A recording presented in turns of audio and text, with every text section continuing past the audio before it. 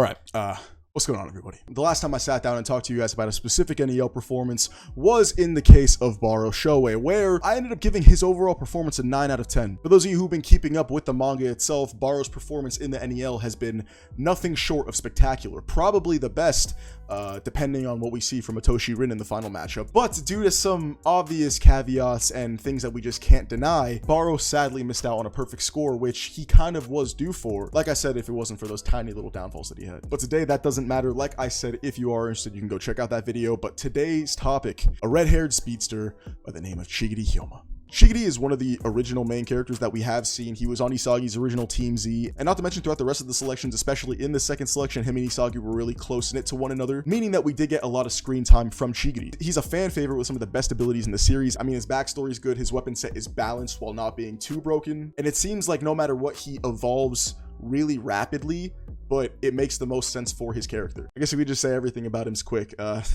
pause on that one.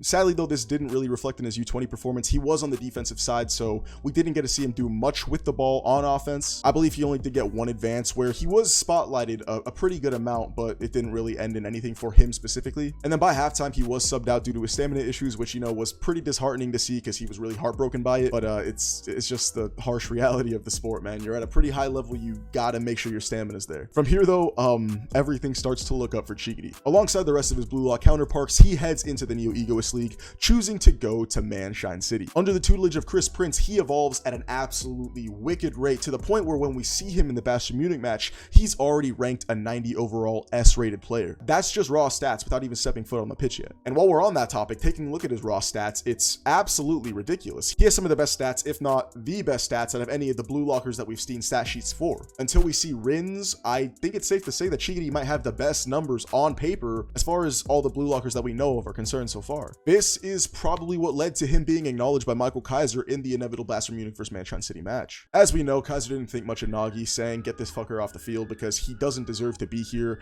trying to learn how to play football right now on a pitch where it's some of the world's best players. Like, that's a joke. However, in the case of Chigiri, not just once to Isagi, but again to Chigiri directly, Kaiser acknowledged him, saying that he's strong, his abilities are great, and that Isagi needs to crush him because if he doesn't, Chigiri is going to be a major threat to that world's #1 position, and I think it's safe to say that he's making a case for that slowly but surely as the rest of the NEL wraps up. And I guess this leads us straight into the actual NEL itself, where we did see in that Bastion Munich match that I mentioned already, Chigiri showcases his brand new world-class weapon, his golden zone that pairs perfectly with his insane speed to guarantee him a goal every single time he gets to that position. This replicable goal formula is something that has been touched upon basically throughout the entirety of the series. It's the main point of Blue Lock, trying to find a way to constantly guarantee and replicate the same goal formula as much as you can. And it's safe to say I don't think anyone's done it as successfully as Chigiri, at least that we've seen up to this point. Zantetsu and Baro have been seen to have gold zones of their own, as well as Shido saying to have penalty area perfection, so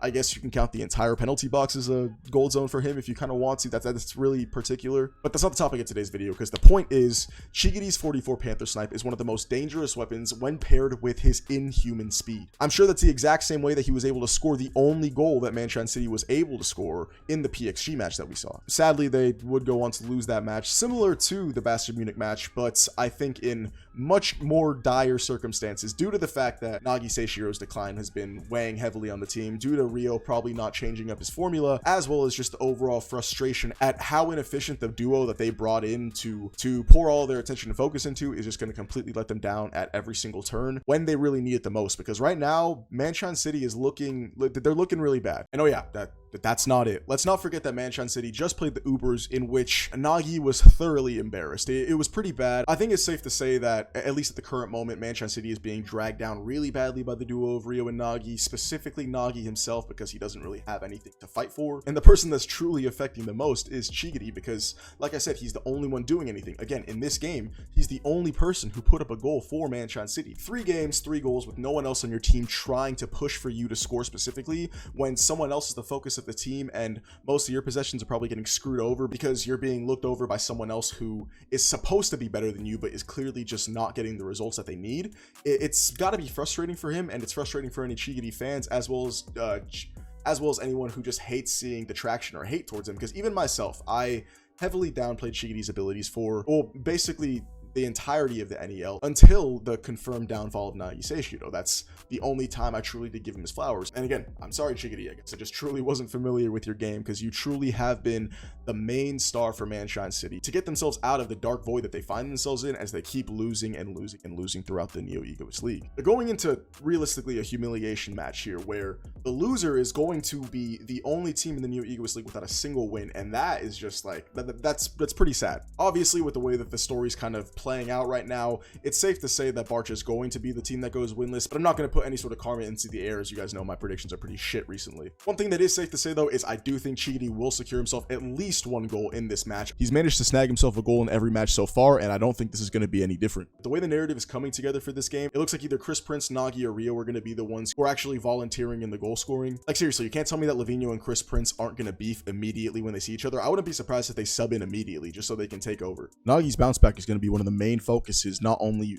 of the fans, but the author himself. He loves Nagi, so you know it's kind of just bound to happen. But yeah, I think that should be everything. When I take a final overview of everything Chigiri's accomplished throughout the Neo-Egoist League, it's safe to say that he's been one of the more dominant blue lockers, at least on the offensive side of the ball. Like sure, he hasn't been as effective as controlling the pitch as, let's say, Isagi or I assume Rin's been doing, nor has he just been racking up goals similar to Rin, Shido, and Baro specifically, who, due to the fact that they belong to a system that is purposely feeding them. No, similar to Bachira, Chigiri's fighting on his own, and initially I wanted to give him a 7.5 out of 10 because due to the fact that I gave Baro a 9, I feel like it would have just been a little crazy to give Chigiri anywhere near him. But realistically, Baro's system has heavily favored him, whereas Chigiri's has not at all. Basically gone against not him specifically, but anything that is not their main star. So for that specific caveat, I'm going to bump it up to an 8 out of 10. Due to the fact that he's not seen as the main star, due to the fact that he's the only one producing, and due to the fact that he's making the most out of a currently bad situation, I feel like he's truly earned this rating and once and for all deserves his flowers from not just me, but every fan who's still a detractor of Chigiri. All right, that's gonna be it for the video. Thank you all so much for tuning in. As always, I really do appreciate it. If you went on to enjoy, please make sure you leave a like and consider subbing up to the channel with post notifications down below so you never miss another banger from myself. I will have part 6 for the what if up tomorrow. Stay tuned for that. It might be coming out a little late in the day. It just depends on how fast I get through the video. But end of the match is coming, week 1 rankings are coming, and let's just say you guys aren't ready for what's coming next. Anyways, yeah, that's all I got for you today. Love you guys. Take it easy.